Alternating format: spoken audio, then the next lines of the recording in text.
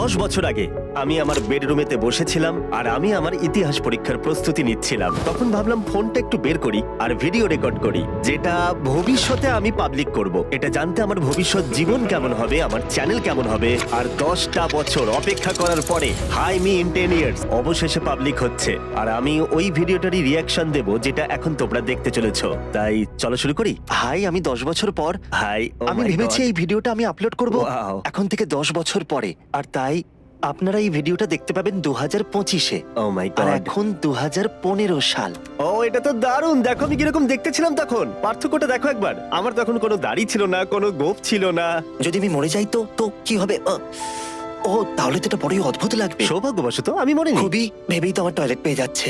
যাই হোক, চলো দেখা যাক যে যদি আমার মিলিয়ন সাবস্ক্রাইবার না হয় যখন আপনারা ভিডিওটা দেখছেন, তাহলে আমি ভাববো আমার জীবন শেষ হয়ে গেছে। বলতে গেলে আমার কাছে প্রচুর চ্যানেল আছে যার সাবস্ক্রাইবার মিলিয়ন। আর পুরনো জিমিকে আরো ভালো করে শুনতে শুরু করার আগে, যেখানে 17 বছরের আগের জিমি এখানে কথা বলছে, মানে বলছি যে তখনকার অনুভূতির কথা ভেবে আমি বোঝানোর চেষ্টা করব 17 বছরের ছেলের মনে তখন কি চলছিল। তখন আমাদের কাছে এত টাকা ছিল না, মানে ওই আমি ছিলাম তখন একটা মধ্যবিত্ত পরিবারের সন্তান। আর 2008 সালে আমরা প্রায় ব্যাংকরাপ্ট হয়ে গেছিলাম। তাই আমরা তখন সব হারিয়েছিলাম, মানে আমার বাবা মা অ্যাকচুয়ালি তখন ব্যাংকরাপ্ট হয়ে গেছিল। আর বছরের পর বছর, বছরের পর বছর, বছরের পর বছর প্রচুর কষ্ট করেছিলাম, কিন্তু কেউ ভিডিও দেখতো না। আমার স্কুলের সবাই, আমার চারপাশের সবাই বলতো, জিমি তুমি ইউটিউবার হতে পারবে না, তুমি অবাস্তব স্বপ্ন দেখছো, তুমি একটা মরিচিকার পিছনে দৌড়চ্ছ, তোমাকে আসলে ফোকাস করতে হবে সেই সমস্ত জিনিসের উপর যেগুলোতে তুমি উন্নতি করবে। আর এদের কথা শুনে তখন আমার সত্যিই মনে হচ্ছিল আমি কি আমার জীবনটাকে নষ্ট করে ফেলছি, আমি কি ব্যর্থ হব, আমি কি আমার ঘর বাড়ি হারিয়ে ফেলবো, এসব কি কাজ করবে। তোমরা জানো আমার মায়ের বেশি টাকা ছিল না, আমিও চাইছিলাম না তার উপরে বেশি প্রেশার দিতে, আমি তার পাশে দাঁড়াতে চেয়েছিলাম। আর এই সমস্ত চিন্তা ভাবনা তখন আমার মাথায় যেন একটা ঝড় তুলে দিচ্ছিল যে এরপরে কি হতে চলেছে। আর এখন 10 বছর পরের জিমির মানসিকতা তোমরা দেখছো।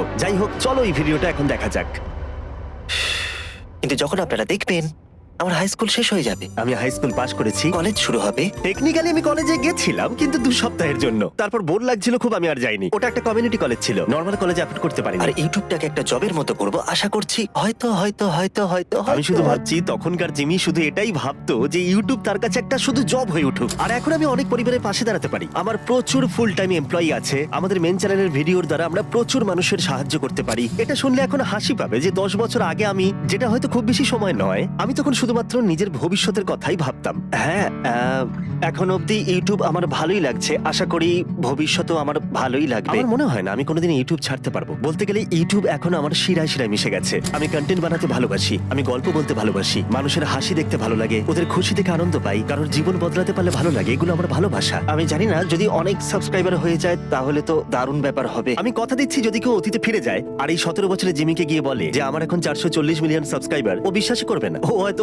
হেসেই উড়িয়ে দেবে, তাই না? কারণ তখন আমি ভাবতাম পৃথিবীর সব থেকে বড় ইউটিউব চ্যানেলের সাবস্ক্রাইবার 10 মিলিয়ন হবে। আমার স্পষ্ট মনে আছে স্মশের তখন সাবস্ক্রাইবার 10 মিলিয়ন হয়েছিল, যেটা আমার কাছে তখন কল্পনার বাইরে ছিল। জানো, এটা তো একটা বিশাল সংখ্যা। আমার মনে আছে পিউডিপাই যখন 10 মিলিয়নে পৌঁছালো, আমার সবকিছুই মনে আছে। ওটাই যেন সব থেকে বড় লক্ষ্য ছিল, মানে ওদের 10 মিলিয়ন হয়ে গেছে, ওরা গেমটা জিতে গেছে, এর থেকে বড় আর কি হতে পারে। আর এখন গোটা বিশ্ব জুড়ে প্রচুর ক্রিয়েটর আছে যাদের সাবস্ক্রাইবার এখন 10 মিলিয়ন। মানে এটা ভাবতে অবাক লাগে যে এই প্ল্যাটফর্ম গত কয়েক বছরে কতটা প্রভাব ফেলেছে। এখন যখন আমি এই ভিডিওটা রেকর্ড করছি আমার 8,000 সাবস্ক্রাইবার আর 1.8 মিলিয়ন ভিউজ আছে। শুধু একবার দেখো, আর পুরনো চ্যানেলের লোগোটাও দেখো। আমি ওই টাইগারটাকে মিস করছি, একটাই সমস্যা, এটা আমার হাই স্কুল ম্যাসকটের মতো দেখতে। সত্যি বলতে এই কারণেই আমাকে লোগোটাকে চেঞ্জ করতে হয়েছে। আর তখন আমার চ্যানেলের সর্বমোট ভিউ ছিল মাত্র 18,30,631টা।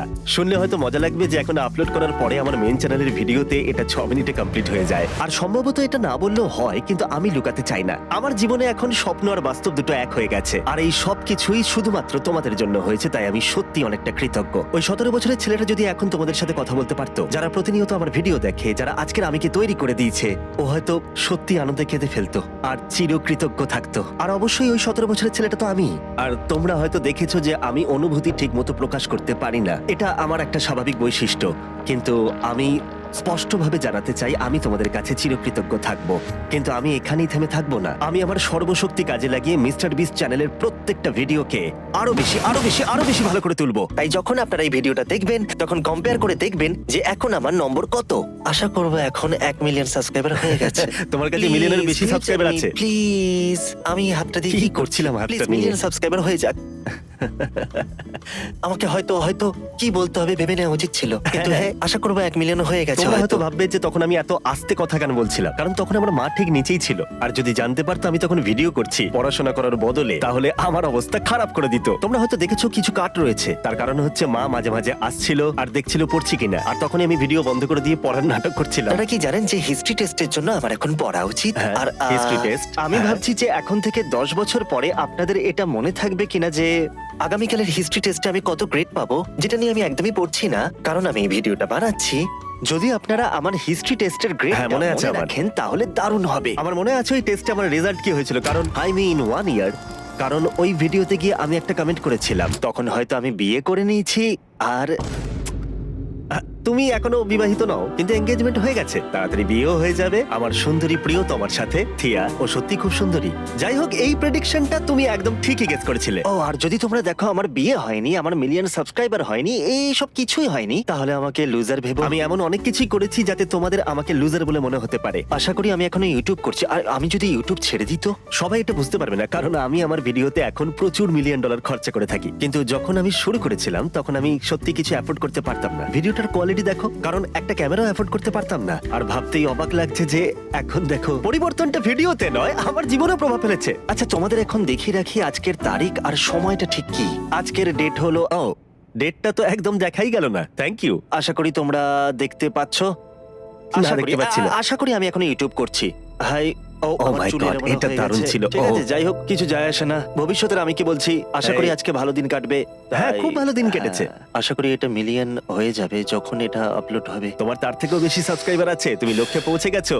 10 বছর ভাই, 10 বছর। হ্যাঁ, আমি পুরো চেঞ্জ হয়ে যাব। সত্যি হ্যাঁ, আমি তা অনেকটাই হয়েছো। চেঞ্জ হয়ে যাব। তুমি চেঞ্জ হয়েছো, কিন্তু অতটাও নয়। মানে তখন আমি ভালোবাসতাম স্ট্র্যাটেজি গেম, বোর্ড গেম, অবশ্যই ইউটিউব ভালোবাসতাম। অবশ্যই অনেক পার্থক্য থাকবে 17 বছরের পুরনো আমি যাকে তোমরা এখন দেখছো আর এখনকার আমির মধ্যে। যেটা সম্ভবত বেশি ছিল কনফিডেন্সে, আমার সাবকনসিয়াস তখন বেশি স্ট্রং ছিল। মজার কথা হলো আমি ছোটবেলা থেকেই ইউটিউবকে ভালোবেসে ফেলেছিলাম, যেটা নিয়ে আমি অনেক কথা মাঝে মাঝে বলিও। আর একবার স্কুলের একজন সিনিয়র আমাকে এসে বলেছিল, তুমি শুধু ইউটিউব নিয়ে কথা বলে যাও, এতে কিছুই হবে না। আর এটা সত্যি আমাকে অনেকটা আঘাত করেছিল, কারণ মানে এটা আমাকে ভাবিয়ে তুলেছিল যে হ্যাঁ সত্যি আমি ইউটিউব নিয়ে কথা বলি, আমি ইউটিউবারদের নিয়ে কথা বলি, আইডিয়া নিয়ে আলোচনা করে থাকি। মানে এইসব চিন্তা ভাবনাই আমার মাথায় ঘুরতে থাকতো যখন আমি ছোট ছিলাম। আর তাই আমি সেই বয়সে অনেক অনেক স্ট্রাগল করেছিলাম। তখন আমি ভাবলাম ঠিক আছে, কেউ ইউটিউব নিয়ে কথা বলে না, তাই আমিও বলবো না। তখন আমি ইউটিউব নিয়ে কথা বলা বন্ধ করে দিলাম। এটা বদলালো যখন একদিন আমার একজন টিচার আমাকে বলল, তুমি চুপ থাকো কেন? কারণ আমি খুব কম কথা বলতাম আর আমার খুবই অসুবিধা হতো মানুষের সাথে কানেকশন গড়ে তুলতে, কারণ আমি সবসময় কথা বলতাম কিভাবে ভিডিও ইমপ্রুভ করা যায়, স্টাডি করতাম, কাজ করতাম কিভাবে মানুষকে এন্টারটেইন করা যায়। আর আমার চারপাশে প্রচুর এমন মানুষ থাকতো যাদের এইসব বিষয় নিয়ে কিচ্ছু যায় আসে না, যেন তুমি তাদের কাছে বিরক্তির কারণ। আর তাই তোমার বয়স যখন 17, তুমি স্কুলে যাও, পড়াশোনা করো। আর এইরকমই মানুষ আমার চারপাশে বেশি ছিল। আর এমন কিছু মানুষ আমার জীবনে ছিল যারা সত্যিই হয়তো আমাকে পাগল ভাবতো আর আমার আত্মবিশ্বাস কমিয়ে দিত। আর এটা আমি বুঝতে পারতাম না, কারণ আমার বয়স তখন কম ছিল, যে আমাকে ভয় পেলে চলবে না। মানে একটু থাকা ভালো, কিন্তু কোনো কিছু নিয়ে অবসেস থাকা ভালো, ভালোবাসাটাও ভালো। আর তাই আমি যখন স্কুল থেকে বেরোলাম তখন আমি এমন মানুষদের সাথে মিশতাম যারা কন্টেন্ট ভালোবাসতো, গল্প বলতে ভালোবাসতো, ইউটিউবার হতে চাইতো। আর তখনই সবকিছু বদলে গেল। কন্টেন্ট ক্রিয়েশন অনেক মানুষের কাছে ভালো নাই লাগতে পারে, কিন্তু ওরা তোমাকে হেও করে আর অদ্ভুতভাবে অনেক রকম নাম দেয়। কিন্তু তাতে কি, তোমাদের ওদের কথা শোনার দরকার নেই। আর এইভাবেই আমার জীবন বদলেছে। লোকের কথা শুনে আমি কোনোদিন নিজেকে বদলাইনি। ও ভাই, কি যে হবে। যাই হোক, তোমরা কি জানো আমি কি লক্ষ্য করলাম? ওই জলের জারটাকে যে কোনো কারণেই হোক আমার দারুণ লাগতো জল খেতে, তাই 1 গ্যালন জল আমি সব জায়গায় নিয়ে যেতাম। আর গোটা দিন জুড়ে আমি প্রায় 1 গ্যালন জলও খেয়ে নিতাম। তোমরা হয়তো এটা জানো না, আমার শরীরে ক্রোনস ডিজিজ আছে, যেটা মাঝে মাঝে আমাকে অসুবিধার মধ্যে ফেলে, অনেকটা ক্লান্ত করে দেয়। তোমরা হয়তো মাঝে মাঝে দেখো আমাকে ভিডিওতে, আমার এনার্জি কমে যায়। মাঝে মাঝে কেউ কেউ আমাকে বলে তোমার উদ্যম কম লাগছে। এইগুলো যখন হয় তখন সাধারণত আমার ক্রোনস আমাকে অ্যাটাক করে। আর এইসব কিছু আমি বলছি কারণ ছোটবেলায় আমি অনেকটাই খেলাধুলা করতাম, কিন্তু 15 বছর বয়সে এসে আমার ক্রোনস ডিজিজ হলো। 27 কেজি ওজন কমে গেল। আমার সবসময় বিছানায় শুয়ে থাকতে ইচ্ছে করতো। ওই সময়টা অনেকটাই অদ্ভুত সময় ছিল, যেন ঠিক আছে আমার ক্রোনস আছে, আমি খেলতে পারবো না, কিন্তু আমি জানতাম আমাকে কি করতে হবে। তাই আমার মাথার পিছনে 1 গ্যালন জল দেখতে পাচ্ছ, এটা আমি প্রত্যেক দিন শেষ করতাম। মাঝে মাঝে দিনে 2 বার আমি বাস্কেটবল প্র্যাকটিস করতে যেতাম, তারপরে এসে আমি ইউটিউব ভিডিও করতাম। আর তখন মা বলতো পড়াশোনা কর, এইসব ভিডিও করিস না। আর আমি বলতাম আমি এটাই করতে চাই, আমি ইউটিউবার হতে চাই। ঠিক আছে, পরে দেখা হচ্ছে। আর আমাকে কিন্তু দেখো, হ্যাঁ আমাকেই দেখো। আমি একটা জিনিস আপনাদেরকে দেখিয়ে রাখি, ডেটটা একবার দেখো, রাত 8:27, অক্টোবর 4th, 2015। ভাবলেই কেমন লাগছে, ঠিক যেন মনে হচ্ছে গতকালের কথা, আবার যেন মনে হচ্ছে 10,000 বছর আগের কথা। এটা দেখলেই কেমন একটা অনুভূতি হচ্ছে। টেবিলটা দেখলে তোমরা বুঝতে পারবে এটা খুবই সস্তা টেবিল ছিল, কারণ এটাই আমি কিনতে পেরেছিলাম। একটা সস্তা মনিটর কিনেছিলাম বেস্ট বাই থেকে। মাথায় অনেক স্মৃতি ভেসে আসছে। আজকের ডেট হচ্ছে অক্টোবরের 4 সত্যি তারিখ। কত স্মৃতি। তাই, হ্যাঁ, যেমনটা আমি বললাম, আজকে অক্টোবরের 4 তারিখ। ও, একটা অদ্ভুত এন্ডিং, খুব ভালো, ঠিক আছে। তখন আমি জানতাম না কি করে একটা ভিডিও শেষ করতে হয়। যাই হোক, একটা কথা বলার ছিল, একটা সত্যি কথা বলছি। ইউটিউবার হওয়ার পর থেকে অনেকটা সময় জুড়ে আমি নিজেই মাঝে মাঝে আমার অতীত জীবনের কথাটা ভুলে যেতাম। আমি সত্যিই ভুলে যেতাম যখন আমার বয়স ছিল 11, 12, 13, 14, 15 বছর, 16 বছর। বছরের পর বছর ধরে আমি প্রচুর ভিডিও বানিয়েছি, চ্যানেলের জন্য প্রচুর ঘন্টা কাজ করেছি। তাও কেউ ভিডিও দেখতো না, আমরা কিছু অ্যাফোর্ড করতে পারতাম না। আর এটা একটা লড়াই ছিল, সত্যি এটা একটা বড় লড়াই ছিল। আমি আমার কম বয়সী জিমিকে নিয়ে খুবই গর্বিত, কারণ ও কখনো হাল ছাড়েনি। আমার কাজ নিয়ে জেদ অনেকটাই বেশি, এমনকি আজকের দিনে এসেও এখনো কেউ আমার ভিডিও না দেখলেও আমি বানিয়ে যাব। আমি ইউটিউবার হবার সিদ্ধান্ত নিয়েছিলাম, আর সেটা মৃত্যু পর্যন্ত। আমার জীবনে শুধু দুটো দিকই ছিল, হয় আমি ইউটিউবার হব, না হলে আমি মরে যাব। ব্যাস এটাই। আমি সত্যি কঠিন পরিশ্রম করেছিলাম চ্যানেলটাকে আজকের অবস্থায় নিয়ে আসতে। আমি সত্যি কথা বলবো, সৌভাগ্য আমার পাশে ছিল।